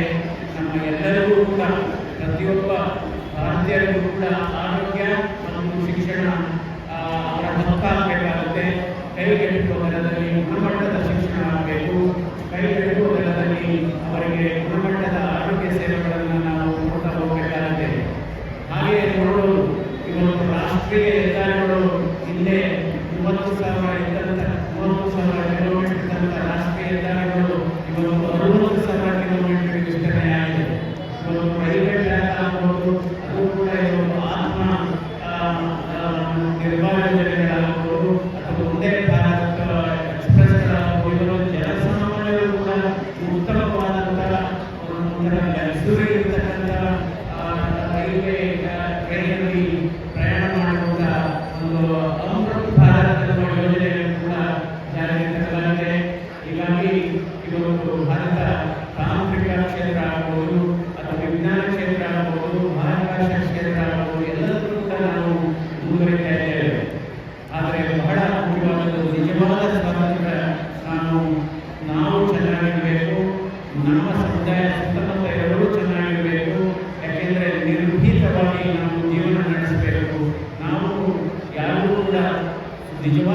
ಸ್ವಾತಂತ್ರ್ಯ ಅಂದರೆ ಯಾರಿಗೂ ಕೂಡ ತೊಂದರೆ ಕೊಡದಂತೆ ನಮ್ಮ ಜೀವನ ಬದುಕನ್ನು ಸಾಗಿಸಬೇಕಾಗುತ್ತೆ. ಹೀಗಾಗಿ ಇವತ್ತು ನಿಜವಾಗಲೂ ಈ ಕಾರ್ಯಕ್ರಮ ಬಹಳ ಅರ್ಥಪೂರ್ಣವಾದದ್ದು ಮತ್ತು ಅನನ್ಯವಾದದ್ದು ಅಂತ ಹೇಳ್ತಾ, ಇವತ್ತು ಭಾರತ ದೇಶದ ಆರ್ಥಿಕವಾಗಿ ಅಭಿವೃದ್ಧಿಯಾಗ್ತಾ ಇದೆ. ಪರ್ ಕ್ಯಾಪಿಟಲ್ ಇನ್ಕಮ್ ಈಗ ನೋಡ್ಬೋದು, ನಮಗೆ ಸ್ವತಂತ್ರ ಬಂದಂಥ ಸಂದರ್ಭದಲ್ಲಿ ನಮ್ಮ ಜೀವಿತ ಅವರಿಗೆ 35 ವರ್ಷ ಆಯಿತು, 37 ವರ್ಷ ಆಯಿತು, 70 ವರ್ಷ ಇದೆ. ಹೀಗಾಗಿ ಈ ರೀತಿ ಆದಂಥ ಸಂದರ್ಭದಲ್ಲಿ ಹಲವಾರು ಆರೋಗ್ಯ ಸಮಸ್ಯೆಗಳು ಕೂಡ ಜಾಸ್ತಿ ಆಗ್ತಾ ಇದೆ. ಮೆಡಿಕಲ್ ಕಾಲೇಜುಗಳು 2014ನೇ ಇಸ್ವಿನಲ್ಲಿ ಸುಮಾರು 380 ಮೆಡಿಕಲ್ ಕಾಲೇಜು, ಇವತ್ತು ಸುಮಾರು 706 ಮೆಡಿಕಲ್ ಕಾಲೇಜುಗಳಾಗಿವೆ.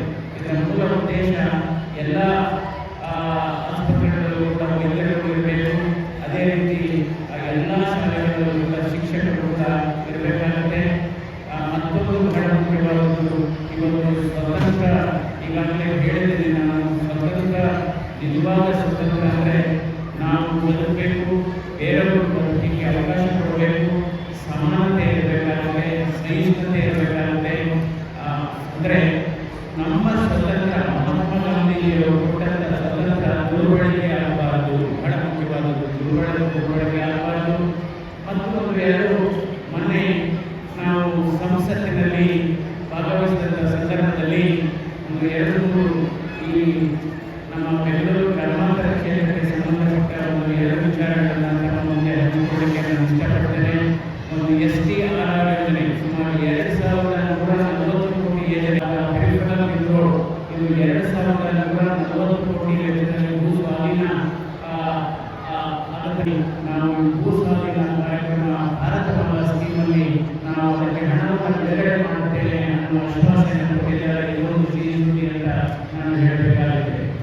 ಎರಡನೇದು, ಕನಕಪುರ, ಇದು ಕೋಡಿಹಳ್ಳಿ ಆಗ್ಬೋದು, ಸಾಗೂರು, ಚನ್ನಪಟ್ಟಣ ಆನೆ ಹಾವಳಿಗಳು ಜಾಸ್ತಿ ಆಗ್ತಾ ಇದೆ. ಅದಕ್ಕೋಸ್ಕರ ಬ್ಯಾರಿಕೇಡ್ ಅವಶ್ಯಕತೆ ಇದೆ. ಅಂದರೆ ರೈಲ್ವೆ ಟ್ರ್ಯಾಕ್ ಏನಿದೆ ಅಲ್ಲಿ ಇದ್ದಂಥ ಹಳೆಯ ರೈಲ್ವೆ ಟ್ರ್ಯಾಕ್ ಕಂಬಿಗಳನ್ನು ನಾವು ಉಪಯೋಗಿಸಿ ಬ್ಯಾರಿಕೇಡ್ ಮಾಡತಕ್ಕಂಥ ವ್ಯವಸ್ಥೆಗೆ ನಾನು ರೈಲ್ವೆ ಸಚಿವರಾದಂಥ ಅಶ್ವಿನ್ ವೈಷ್ಣವರನ್ನು ಭೇಟಿ ಮಾಡಿ ಆ ಕಂಬಿಗಳನ್ನು ರಿಯಾಯಿತಿ ದರದಲ್ಲಿ ನೀವು ಅರಣ್ಯ ಇಲಾಖೆಗೆ ಕೊಟ್ಟರೆ ಬಹಳ ಅನುಕೂಲ ಆಗುತ್ತೆ ಅಂತ ನಾನು ಪ್ರಸ್ತಾವನೆ ಕೊಟ್ಟಂಥ ಸಂದರ್ಭದಲ್ಲಿ ಅವರು ಸಕಾರಾತ್ಮಕವಾಗಿ ಇಲ್ಲ ನಾವು ಅದಕ್ಕೆ ಸಹಾಯ ಮಾಡ್ತೇವೆ ಅನ್ನೋ ಭರವಸೆಯನ್ನು ಕೊಟ್ಟಿದ್ದಾರೆ. ಸೊ ಇವತ್ತು ನಾವೆಲ್ಲ ಇದು ರಾಷ್ಟ್ರೀಯ ಹಬ್ಬ, ನಾವು ಇದನ್ನೆಲ್ಲ ಏಕೆಂದರೆ ನಾವು ಹಲವಾರು ಗಣ್ಯ ವ್ಯಕ್ತಿಗಳನ್ನು ನಮ್ಮ ಮುಂದೆ ಮಹಾತ್ಮ ಗಾಂಧೀಜಿ ಆಗ್ಬೋದು, ಅಂಬೇಡ್ಕರ್ ಆಗ್ಬೋದು, ಸರ್ದಾರ್ ಪಟೇಲ್ ಆಗ್ಬೋದು, ನೆಹರು ಆಗ್ಬೋದು, ಲಾಲಾ ಲಜಪತ್ ರಾಯ್ ಆಗ್ಬೋದು. ಆದರೆ ಅವರ ಆದರ್ಶಗಳನ್ನು, ಅವರ ತತ್ವ ಸಿದ್ಧಾಂತಗಳನ್ನು ನಾವು ಅಳವಡಿಸುವ ಮೂಲಕ ಅವರಿಗೆ ಕೊಡತಕ್ಕಂಥ ಒಂದು ನಿಜವಾದಂಥ ಗೌರವ ಅಂತ ಹೇಳಿ ತಮ್ಮೆಲ್ಲರಿಗೂ ಗೌರವಿಸುತ್ತಾ ಜೈ ಹಿಂದ್, ಜೈ ಕರ್ನಾಟಕ. ನಮಸ್ಕಾರ. ಸಂಸತ್ನಲ್ಲಿ ಶಿಕ್ಷಣ ಇಲಾಖೆಯ ತಾಲೂಕು ಸಾವಿರದ 3 ವಿದ್ಯಾರ್ಥಿಗಳು ಭಾಗವಹಿಸಿದ್ರು. ಈ ಒಂದು ಕಾರ್ಯಕ್ರಮಕ್ಕೆ ಸಹಕಾರವನ್ನು ಇದರ ಯಶಸ್ಸಿಗೆ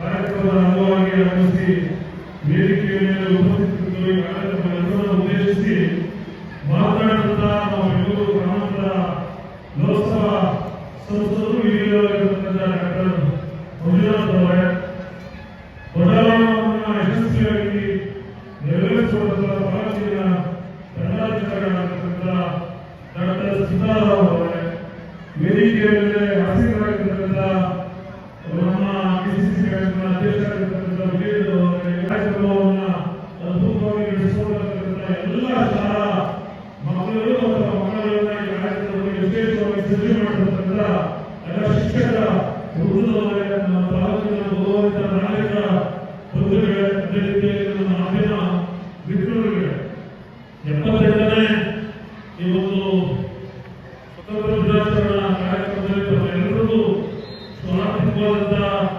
ಶುಭಾಶಯಗಳನ್ನ ಕೋರ್ತಾ ಈ ಒಂದು ಕಾರ್ಯಕ್ರಮಕ್ಕೆ ಅಧ್ಯಕ್ಷತೆಯನ್ನು ವಹಿಸಿ ನಮ್ಮ ಈ ಭಾಗದ ಜನಪ್ರಿಯ ಶಾಸಕರು, ರಾಜ್ಯದ ಉಪಮುಖ್ಯಮಂತ್ರಿಗಳಾದಂತಹ DK ಶಿವಕುಮಾರ್ ಅವರು ಆಗಮಿಸಬೇಕು.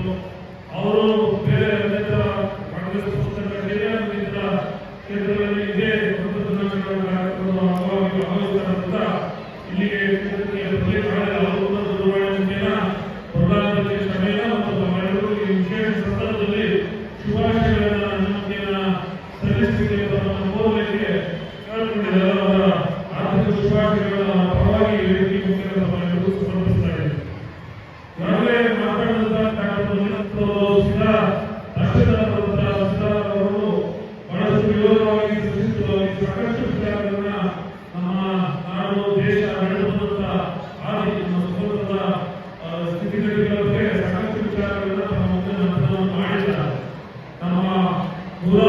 ಸಾವಿರಾರು ಲಕ್ಷಾಂತರ ಹಿರಿಯರು ಸ್ವತಂತ್ರ ಹೋರಾಟದ ಹಿನ್ನೆಲೆಯಲ್ಲಿ ಪಾಲ್ಗೊಂಡು ಮನೆ ಮಠಗಳನ್ನು ತೊರೆದು ತಮ್ಮ ಜೀವವನ್ನು ಕೂಡ ನೀಡಿ ತಮ್ಮ ಆದರ್ಶದ ವಿದ್ಯಾಭ್ಯಾಸವನ್ನ ಕುಟುಂಬವನ್ನ ತೊರೆದು ಈ ರಾಷ್ಟ್ರವನ್ನು ದಾಸ್ಯ ವಿಮುಕ್ತಿಯನ್ನಾಗಿ ಮಾಡಬೇಕು. ಈ ರಾಷ್ಟ್ರ ಸ್ವತಂತ್ರ ರಾಷ್ಟ್ರವಾಗಿ ಇರಬೇಕು. ಪ್ರಪಂಚದಲ್ಲಿ ಬ್ರಿಟಿಷ್ ವಿರುದ್ಧ ಹೋರಾಟವನ್ನ ಮಾಡತಕ್ಕಂಥ ಅಸಂಖ್ಯಾತ ಹೋರಾಟಗಾರರನ್ನ ನಮ್ಮೆಲ್ಲರಿಗೂ ಕೂಡ ಸದಾಕಾಲ ಎಲ್ಲರೂ ಕೂಡ ಅವರು ಹಿರಿಯರು.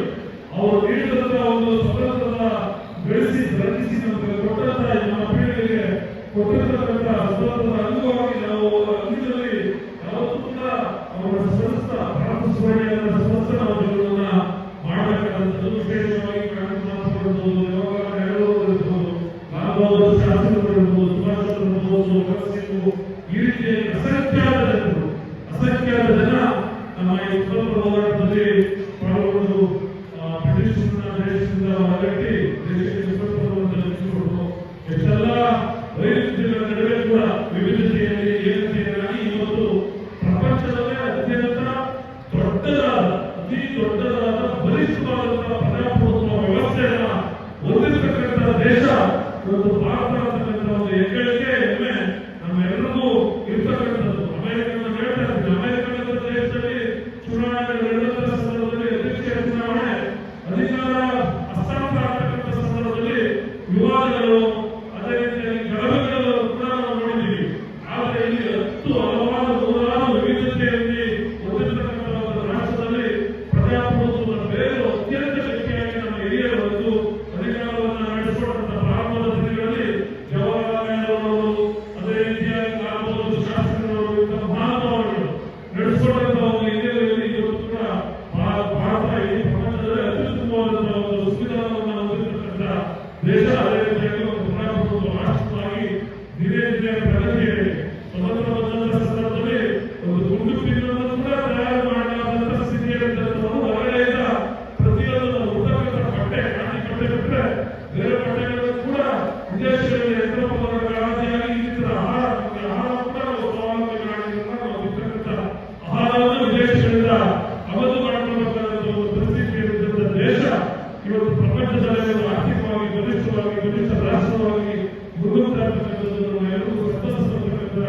ಒಂದು ಸಂಗತಿ. ಮುಂದಿನ ದಿನಗಳಲ್ಲೂ ಕೂಡ ಭಾರತ ದೇಶ ಮತ್ತಷ್ಟು ಬಲಿಷ್ಠವಾಗಿ ಬೆಳೆಯುತ್ತದೆ ಅಂತಕ್ಕಂಥ ಒಂದು ಆಶಯದೊಂದಿಗೆ ರಾಜ್ಯದಲ್ಲಿ ಸ್ಥಾಪಿತವಾಗಿರ್ತಕ್ಕಂಥ ಜನರ ಆಶೀರ್ವಾದದಿಂದ ಸಿದ್ದರಾಮಯ್ಯನವರು ಹಾಗೂ ಡಿ ಕೆ ಶಿವಕುಮಾರ್ ಅವರ ಒಂದು ನೇತೃತ್ವದಲ್ಲಿ ಕೋಮುವಾದಿಗಳನ್ನ ಹೊರಗಿಟ್ಟು ಈ ದೇಶದಲ್ಲಿ ಎಲ್ಲ ಜಾತಿ ಜನಾಂಗ ಎಲ್ಲ ಧರ್ಮ ಎಲ್ಲ ಭಾಷೆಗಳು ಕೂಡ ಒಟ್ಟು ನಾವೆಲ್ಲ ಒಂದು ಅಂತಕ್ಕಂಥ ಒಂದು ಭಾವನೆಯಾಗಿ ನಾವೆಲ್ಲ ಭಾರತೀಯರು ಅನ್ನೋ ಒಂದು ಭಾವನೆ ಹಿನ್ನೆಲೆಯಲ್ಲಿ ಸಾಧಿತವಾಗಿರ್ತಕ್ಕಂಥ ಒಂದು ಜಾತ್ಯತೀತ ಸರ್ಕಾರ ಅಸ್ತಿತ್ವಕ್ಕೆ ಬಂದರೆ ನಿಜಕ್ಕೂ ಉತ್ತಮ ರೀತಿಯಲ್ಲಿ ಬಹಳ ದಕ್ಷ ರೀತಿಯಲ್ಲಿ ಪಾರದರ್ಶಕವಾದಂತಹ ಆಡಳಿತವನ್ನು ಜನಪರವಾದಂತಹ ಆಡಳಿತವನ್ನು ನೀಡಿರತಕ್ಕಂಥದ್ದು. ಅದರಲ್ಲೂ ವಿಶೇಷವಾಗಿ 5 ಗ್ಯಾರಂಟಿಗಳು ಇಡೀ ದೇಶದಲ್ಲೇ ಇರತಕ್ಕಂಥ, ಅದರಲ್ಲೂ ನಮ್ಮ ಆರ್ಥಿಕವಾಗಿ ಹಿಂದುಳಿದಿರ್ತಕ್ಕಂಥ ಹೆಣ್ಣುಮಕ್ಕಳಿಗೆ ಒಂದು ಶಕ್ತಿಯನ್ನು ಕೊಡಬೇಕು. ಅವರು ಯಾವಾಗಲೂ ಕೂಡ ಅವಲಂಬಿತ ಆಗಬಾರದು. ಅವರು ಸ್ವಾವಲಂಬಿಯಾಗಿ ಬದುಕನ್ನು ಕಟ್ಟಿಕೊಳ್ತಕ್ಕಂಥ ರೀತಿಯಲ್ಲಿ ಜೀವನವನ್ನು ರೂಪಿಸಬೇಕು. ಅವರಿಗೆ ಶಕ್ತಿ ಕೊಡಬೇಕು ಅಂತಕ್ಕಂಥ ಹಿನ್ನೆಲೆಯಲ್ಲಿ ಎಲ್ಲ ಮಹಿಳೆಯರಿಗೂ ಕೂಡ ಯಾವುದೇ ರೀತಿಯಾದಂತಹ ವರ್ಣಭೇದವಿಲ್ಲದೆ, ಜಾತಿಭೇದವಿಲ್ಲದೆ, ಧರ್ಮಭೇದವಿಲ್ಲದೆ ಎಲ್ಲರಿಗೂ ಕೂಡ ಉಚಿತವಾಗಿ ಬಸ್ನಲ್ಲಿ ಪ್ರಯಾಣ ಮಾಡಬೇಕು. ವಿದ್ಯಾಭ್ಯಾಸ ಇರಬಹುದು, ಉದ್ಯೋಗ ಇರಬಹುದು, ಇತರ ರಂಗಗಳಲ್ಲಿ ಅವರು ಸ್ವಾವಲಂಬಿತರಾಗಿ ಬದುಕುವ ಅವಕಾಶ ಮಾಡಿಕೊಡುವಂಥದ್ದು. ಅದೇ ರೀತಿಯಾಗಿ ಎಲ್ಲ ಮನೆಗಳಿಗೂ ಉಚಿತವಾದಂತಹ ವಿದ್ಯುತ್ತನ್ನು ಇವತ್ತು ಯೂನಿಟ್ನವರು ವಿದ್ಯುತ್ತನ್ನ ನೀಡಿದಂಥದ್ದು. ಮತ್ತು 2,000 ರೂಪಾಯಿ ಪ್ರತಿ ಮಹಿಳೆಯೂ ಕೂಡ ಕುಟುಂಬಕ್ಕೆ ಆರ್ಥಿಕವಾಗಿ ಶಕ್ತಿಯನ್ನು ದೊರಕಬೇಕು. ಯಾರು ಸ್ವಾವಲಂಬಿತರಾಗಿರಬಾರದು, ಸ್ವತಂತ್ರವಾಗಿ ಬದುಕಿನ ಕಟ್ಟಡಕ್ಕೆ ಇರುವುದಕ್ಕೆ ನಾವು ಧ್ವನಿ ಆಗಬೇಕು ಅನ್ನೋ ಒಂದು ಸದುದ್ದೇಶದಿಂದ ಒಂದು ಹಸಿವುಮುಕ್ತ ನಾಡಾಗಬೇಕು ಕರ್ನಾಟಕ ಅಂತಕ್ಕಂಥ ಹಿನ್ನೆಲೆಯಲ್ಲಿ ಅಕ್ಕಿಯನ್ನು ಅವರು ಕೇಂದ್ರ ಸರ್ಕಾರದ ಅಸಹಕಾರದ ವೇಳೆ ಕೂಡ ಅಕ್ಕಿಗೆ 5 ಕೆಜಿಗೆ ಅಕ್ಕಿಯನ್ನು ನೀಡ್ತಾರೆ. 5 ಕೆಜಿ ಹಣವನ್ನು ನೀಡತಕ್ಕಂಥ ಒಂದು ನಿಟ್ಟಿನಿಂದ ಯುವಕರಿಗೆ ಉದ್ಯೋಗಾವಕಾಶಗಳಿಗೆ ಒಂದು ಅವಕಾಶಗಳನ್ನು ನಿರ್ಮಾಣ ಆಗಬೇಕು ಅಂತಕ್ಕಂಥ ಹಿನ್ನೆಲೆಯಲ್ಲಿ ಅವರು ಪದವಿಯನ್ನು ಮುಗಿಸಿದ ಸಂದರ್ಭದಲ್ಲಿ ಅವರು ಉದ್ಯೋಗಗಳನ್ನ ಸೃಷ್ಟಿಸಿಕೊಳ್ಳಲು ಅವರು ಯಾರನ್ನೂ ಕೂಡ ಅವಲಂಬಿತರಾಗಬಾರದು ಅಂತಕ್ಕಂಥ ಒಂದು ವಿಚಾರದಲ್ಲಿ ಯುವಕರಿಗೆ ನೀಡಿರತಕ್ಕಂಥ ಕಾರ್ಯಕ್ರಮಗಳು ಅತ್ಯಂತ ಅದ್ಭುತವಾದಂತಹ ಕಾರ್ಯಕ್ರಮಗಳನ್ನು ನೀಡುವ ಜೊತೆಗೆ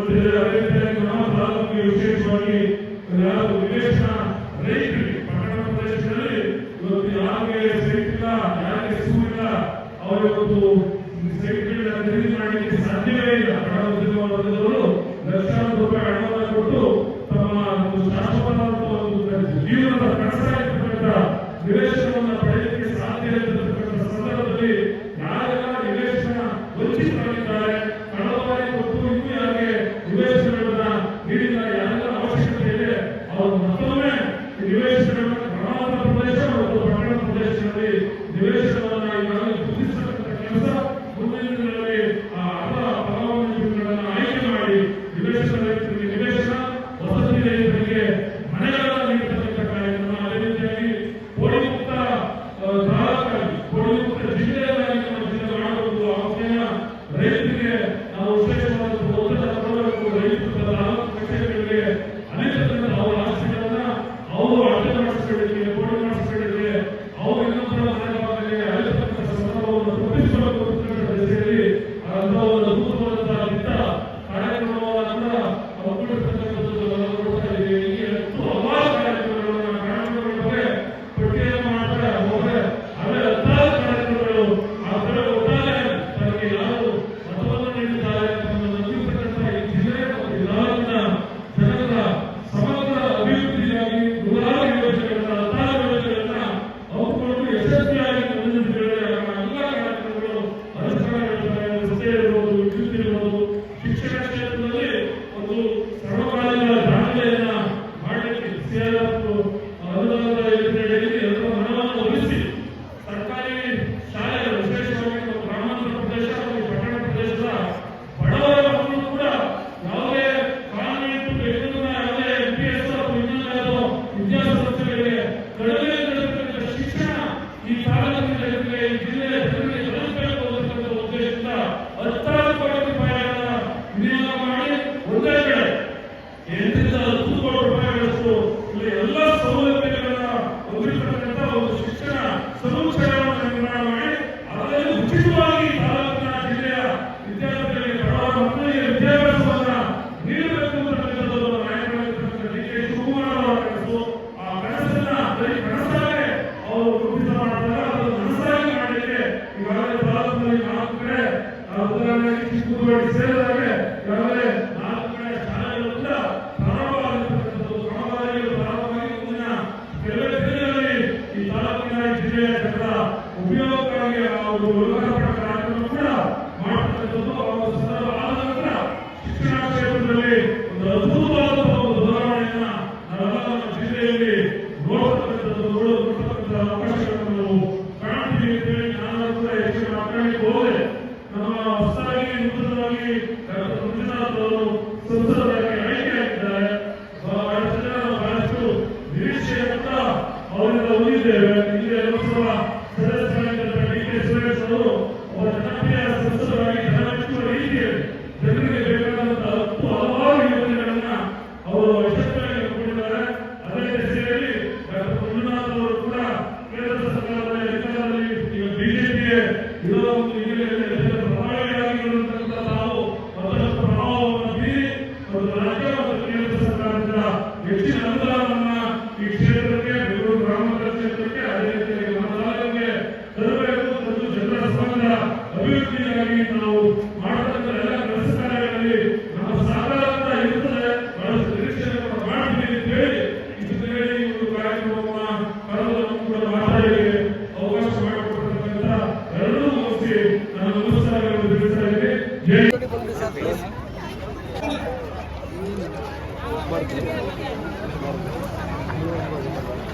ಯಾವತ್ತೂ ಅಷ್ಟೇ ನಾವು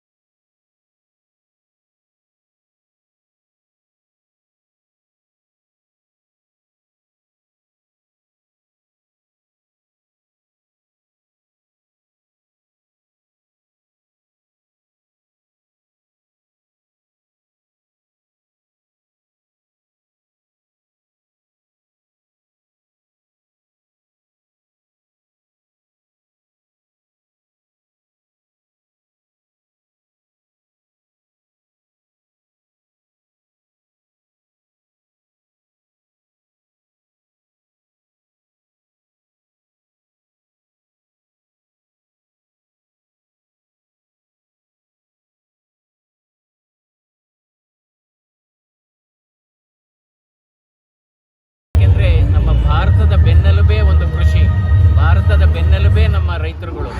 ಯಾಕೆ ಇತ್ತೀಚೆಗೆ ಅವರಿಗೆ ಅದರಲ್ಲಿ ಆಸಕ್ತಿ ಕಡಿಮೆ ಆಗ್ತಾ ಇದ್ದಾರೆ. ಅವರು ಹೆದ್ದಾರಿಗಳಾಗ್ಬೋದು, ನೀರಾವರಿ ಯೋಜನೆಗಳಾಗ್ಬೋದು, ಆಸ್ಪತ್ರೆಗಳಾಗ್ಬೋದು, ಶಾಲಾ ಕಾಲೇಜುಗಳಾಗ್ಬೋದು, ಇವು ಶಾಶ್ವತ ಯೋಜನೆಗಳು.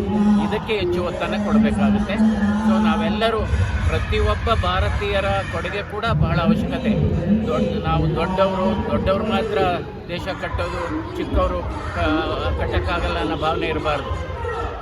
ಮತ್ತು ಕೂಲಿ ಕಾರ್ಮಿಕರು ಕೂಡ ಈ ದೇಶವನ್ನು ಕಟ್ಟುವಲ್ಲಿ ಪ್ರಮುಖ ಪಾತ್ರ ವಹಿಸ್ತಾ ಇದ್ದಾರೆ. ಸೊ ಒಟ್ಟಾಗಿ ಎಲ್ಲರನ್ನೂ ಒಟ್ಟಿಗೆ ತೆಗೆದುಕೊಂಡು ಹೋಗಬೇಕು. ಯಾವಾಗಲೂ ಈ ಅಭಿವೃದ್ಧಿ ಅಂದರೆ ಏನು? ಯಾವುದೇ ನಮಗೆ ಚುನಾವಣೆಯಲ್ಲಿ ಒಂದು ಗುಂಪಿರುತ್ತೆ, ಒಂದು ಪಾರ್ಟಿಗೆ ಒಂದು ಗುಂಪು, ಇನ್ನೊಂದು ಗುಂಪಿರುತ್ತೆ. ಆದರೆ ಚುನಾವಣೆ ಆದಂಥ ನಂತರ ಎಲ್ಲರನ್ನೂ ಒಟ್ಟಿಗೆ ತೆಗೆದುಕೊಂಡು ಹೋಗಬೇಕು. ಅದು ನಿಜವಾದಂಥ ನಾವೆಲ್ಲ ಜನಪ್ರತಿನಿಧಿಗಳಾಗೋದು ಎಲ್ಲ ವೃತ್ತಿನಲ್ಲೂ ಕೂಡ ನಾವು ಪ್ರಮಾಣ ವಚನ ಸ್ವೀಕರಿಸ್ತೀವಿ. ಆ ಪ್ರಮಾಣ ವಚನಕ್ಕೆ ಅನುಗುಣವಾಗಿ ನಡ್ಕೋಬೇಕು. ಪ್ರಮಾಣ ವಚನ ಪ್ರತಿ ಪದ ಏನಿದೆ ಅದಕ್ಕೆ ಅನುಗುಣವಾಗಿ ನಡೆದುಕೊಂಡ್ರೆ ಬಹುಶಃ ನಮ್ಮ ದೇಶ 2047ನೇ ಇಸ್ವಿ, ಅದು ಮೋದಿಯವರ ಕನಸು ಕೂಡ ಆಗಿದೆ. ಈಗ ವಿಕಸಿತ ಭಾರತಕ್ಕೆ ಇವತ್ತು ಸುಮಾರು 10 ಕೋಟಿ ಜನರಿಗೆ, ಇವತ್ತು 10 ಕೋಟಿ ಕುಟುಂಬಗಳಿಗೆ ಗ್ಯಾಸ್ ಕನೆಕ್ಷನ್ ಕೊಟ್ಟಿದೆ ಕೇಂದ್ರ ಸರ್ಕಾರ. 11 ಕೋಟಿ ಜನರಿಗೆ ಮನೆಗಳಿಗೆ ಇದು ನಲ್ಲಿ ನೀರನ್ನು ಕೊಟ್ಟಿದೆ. ಮತ್ತು ಸ್ವಚ್ಛ ಭಾರತದಲ್ಲೂ ಕೂಡ ಶೌಚಾಲಯಗಳನ್ನು ಕೊಟ್ಟಿದೆ. ಹೀಗಾಗಿ ಇನ್ನೂ ಮಾಡೋದು ತುಂಬ ಕೆಲಸ ಇದೆ. ಎಲ್ಲ ಒಟ್ಟಾಗಿ ಮಾಡಬೇಕಾಗುತ್ತೆ. ಅಭಿವೃದ್ಧಿ ಕೆಲಸಕ್ಕೆ ಯಾವುದೇ ಒಂದು ಪಕ್ಷವನ್ನು ನಾವು ಹೇಳುತ್ತಾ ಇರಬಾರ್ದು, ಒಟ್ಟಿಗೆ ಕೆಲಸ ಮಾಡಬೇಕು. ಇದು